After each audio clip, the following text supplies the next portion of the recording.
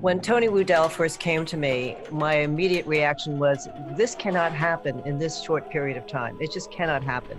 There are too many barriers. How are people going to be, singing with masks? Is the state even going to allow us to have singers in our studio? How are we going to space them out? We can't be outside. It's too cold. It's easy to think of all the reasons why you cannot do this. I'm not afraid to throw any challenge at our team. The ability to turn to the people who make it happen and then say, make it happen. You have to have confidence that this would work. I don't think it's a stretch to say this would have been impossible without all of GBH's assets. We have forged a very close partnership between CRB Radio and H&H. We are used to working with them.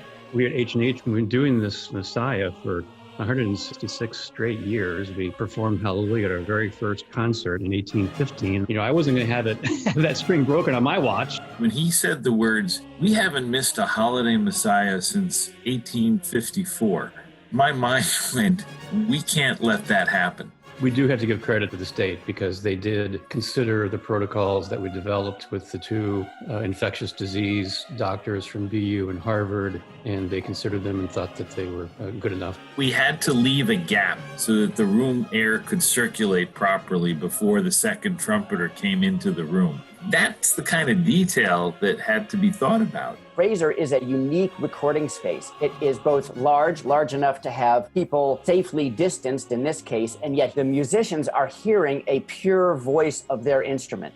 So much of the music we do, it's just not designed to be sung individually.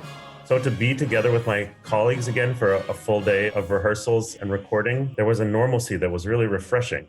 They live, breathe, exist. They draw on the energy of their fellow musicians and the audience. Without that, it was really an artistic challenge for them. There are so many layers of difficulty. One, we had to change gears and go for earpieces that go into the singers. For the choir is where the most technical difficulty took place, because not only because of the layering, that's too much orchestra now for this side. But it's also the desire that the choir should be leading the orchestra and not the other way around. But because we had to record the orchestra before, Ian would conduct the choral pieces of the orchestra, and we would be filming him conducting.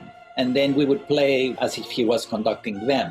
And it worked out well, and we actually learn to play with the timing of the playback of the video, sometimes even putting it ahead, so visually the chorus will be ahead of the orchestra. So like that it would sound more like they are leading the orchestra rather than the orchestra leading them. They're called singer's masks with the idea it brings the fabric away from the mouth and the jaw to give a little bit more freedom. Having a mask too close to your face kind of restricts that forming vowels and being able to sing well and accurately. We only had about 3 weeks.